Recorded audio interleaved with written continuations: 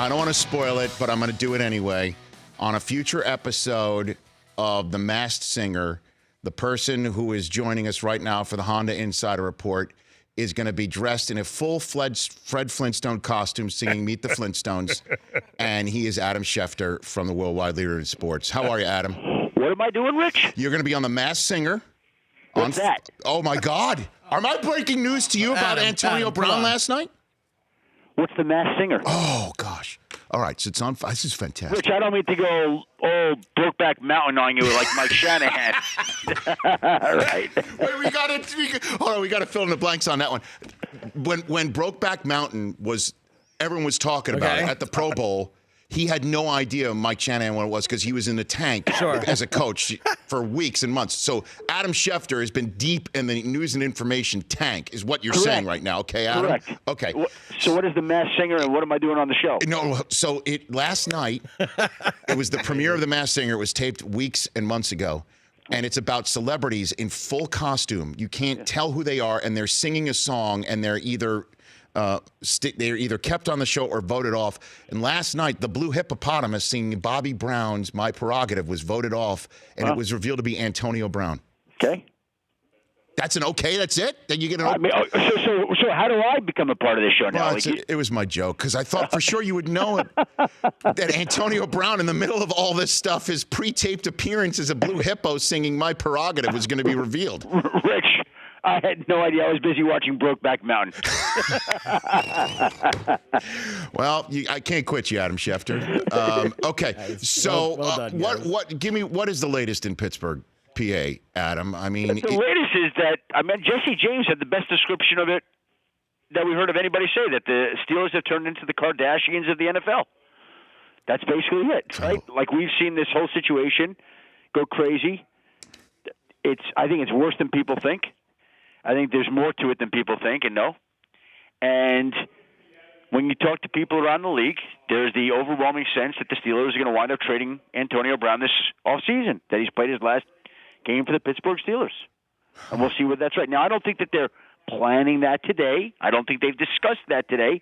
But I think that there is a prevailing feeling that that's the direction that this is going to go in. And I think Antonio Brown's going to be happy with that, too. Well, so what is your first blush thought on what a market would be like for him? It's not hard to figure out, Rich. I mean, the Dallas Cowboys traded a first-round pick for a wide receiver who was 7 years younger.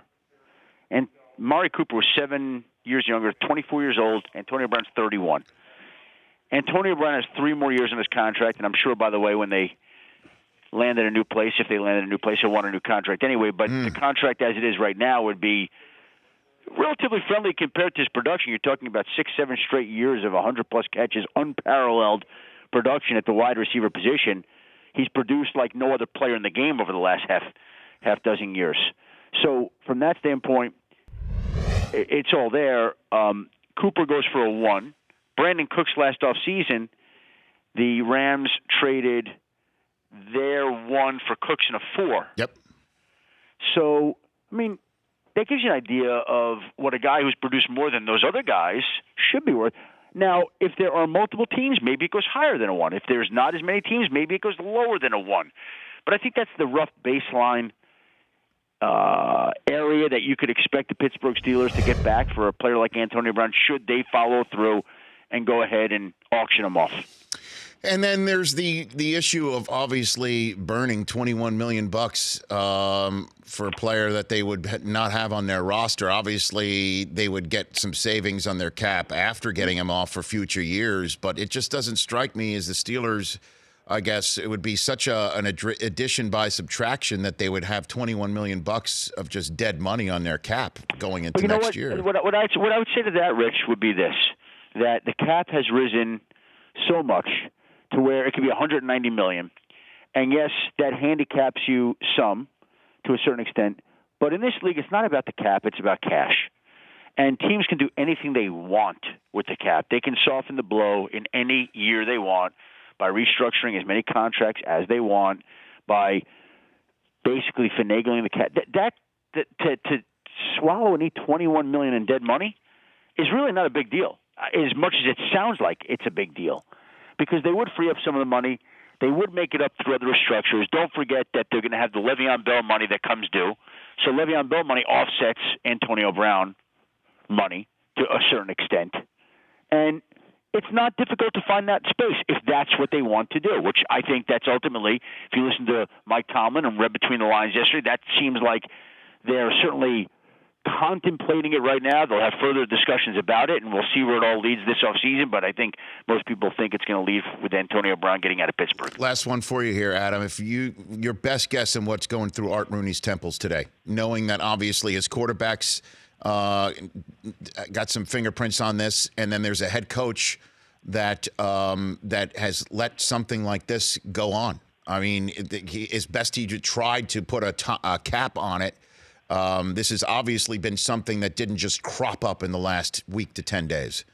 No, this has been going on for a while, and they've allowed this to grow and fester and become what it's become. It's so un-Pittsburgh-like. Like, if we were talking about this being another wide receiver, we wouldn't think very much of it. We covered stories like this for years with Terrell Owens, and it became par for the course, whether it was in Philly or Dallas or San Francisco or wherever. But when do we get drama like this in Pittsburgh? And it's been a year of drama with Le'Veon Bell, with the offensive line saying we don't need him, we're better without him, with this Antonio Brown incidents. I mean, that's not the Pittsburgh Steelers. That's weird. And so I don't know whether that comes back to Art Rooney or Mike Tomlin or Ben Roethlisberger or Le'Veon Bell or Antonio Brown, or a combination of all of them for letting it get to that point. And, shame on everybody. Everybody deserves some blame here. But they've taken what was a proud franchise, what was a winning franchise, and made it one that everybody's mocking and wondering what's gone wrong and laughing about with them not making the playoffs. Adam Schefter joining me here on the Rich Eisen Show on the Honda Insider Report. Okay, so Dave Gettleman spoke to the New York Metropolitan Media yesterday and said there was a no-holds-barred conversation with Eli Manning. What does that mean, best you can tell? It means that they basically told Eli Manning that he's effectively become a placeholder right now. And that if the Giants can find a better quarterback in a year where there aren't a whole lot of free agent quarterbacks, where there aren't a whole lot of quarterbacks in the draft, but if the Giants can find one that they believe gives them a better chance to win, that they would go make that move. I think that's what they sort of conveyed. And they wanted to get Eli's thoughts on whether he would want to play. And when he walked out of there, he wasn't sure how he felt. He wanted to process everything. And I think everybody's in wait-and-see mode. And the Giants have the 6th overall pick. Can they go get, say, Dwayne Haskins at that spot? Is he going to be gone before then? Do they have to trade up this year? Do they have to become the Jets, the other New York team, and maybe even trade up to the Jets spot to go get a quarterback after bypassing one last year? Do they think that they could go get Joe Flacco out of Baltimore or Nick Foles out of Philly? Do they think those guys are better than Eli Manning? So I think these are the quarterback scenarios that Dave Gettleman and the Giants have to go through in their own mind and figure out what is best for this franchise. I think in their perfect world, Justin Herbert comes out. They go get Justin Herbert in the draft, and either they keep Eli Manning around for a year or they move on from him. And look, we've seen these quarterbacks, Rich, take the league by storm. There are 6 quarterbacks 25 and younger in the opening round of the playoffs this weekend, and we've seen something of a passing of the torch because Peyton Manning is gone. Tom Brady will be gone at some point in the next 20 or so years. Phillip Rivers, Ben Roethlisberger, Eli Manning, we don't know how long they're going to hold on to, but we now have seen the next generation of quarterbacks. We see right now a quarterback making a start this weekend who will become the youngest quarterback ever to start an NFL postseason game. We see Dak Prescott and Jared Goff and Patrick Mahomes, all these young quarterbacks, first, second, third year, lighting it up, playing well, leading their teams into the postseason. So the NFL has its next generation of quarterback, and the Giants have to go find one of those guys somehow. Yeah, they'll have the next generation of running back, that's for sure. And unfortunately, their perfect world would have to be on earth, too, unless Justin Herbert comes out and says, the opposite of what he said over the Christmas break by saying he's going back to school. He's going back to school. So the bottom line is, I guess what's the time frame on that? I mean, new league year hits, and they'll know what the free agent period kind of looks like.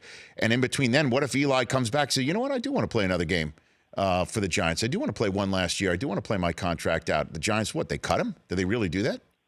No, that's not going to happen. I Right. can't imagine that they'd ever do anything to bring the slightest bit of shame to him ever. Like, they're going to do this together, Yeah. gracefully. They're not going to embarrass the guy. That's not going to happen. So I don't know the timeline. Yeah. It's one of these things we'll know when we see it and hear it. Maybe it plays out at the combine. Maybe it plays out in free agency. Maybe it plays out right before the draft. Maybe it plays out right after the draft. And maybe Eli Manning is their starting quarterback on opening day next year. That wouldn't shock me at all.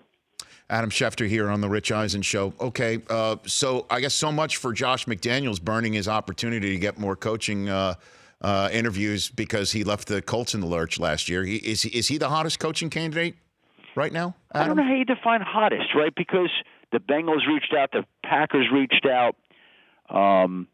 There may be others. Jets know better, right? The Jets know better. The Jets know better than the Jets. Well, he's not going to go. I don't think he's going to the Jets. I don't think. And the truth of the matter is, there are coaches out there right now that are coaching this weekend. They may get calls here later on. So to me, I think Mike Munchak has gotten a ton of interest, and I think he's going to get a head coaching job. Vic Fangio looks like he's in line to become a head coach.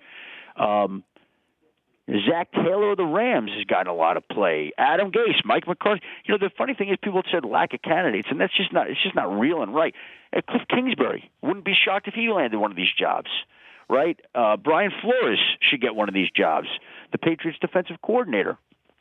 So there are guys out there, and Josh McDaniels is definitely in demand, and I don't think anything that happened last year has greatly impacted whether or not another team would hire him.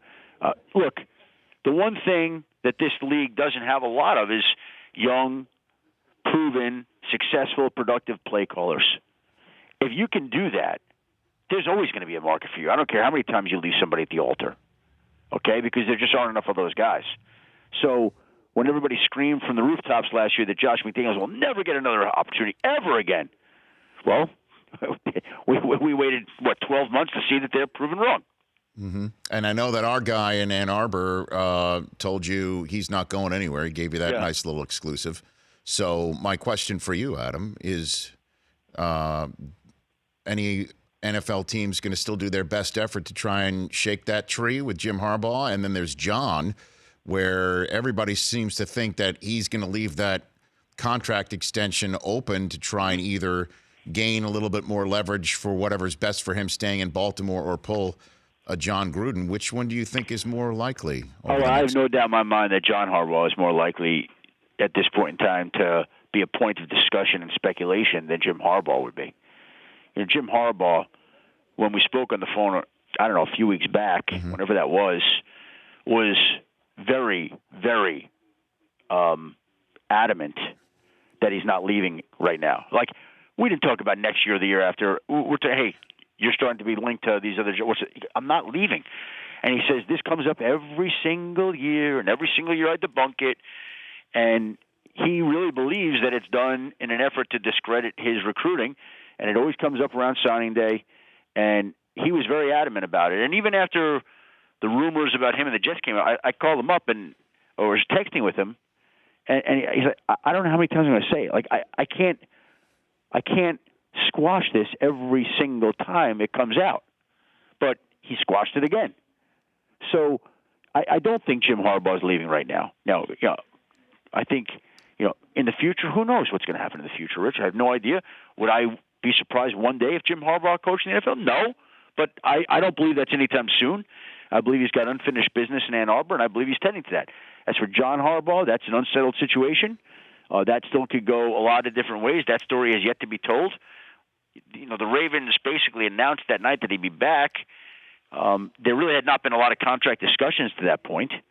So they just sent that message to the rest of the teams in the league. Number one, leave our guy alone. Mm-hmm. And I think in a much more subtle way that if you're not leaving our guy alone, you're just not going to go get this guy. You're going to pay us for this guy. I don't think that's why they did it, but I can tell you that's how other teams interpreted it. Mm-hmm. Last 2 minutes with you here. Quick hitters, Adam Schefter. In 2019, Week 1, Mike McCarthy will be...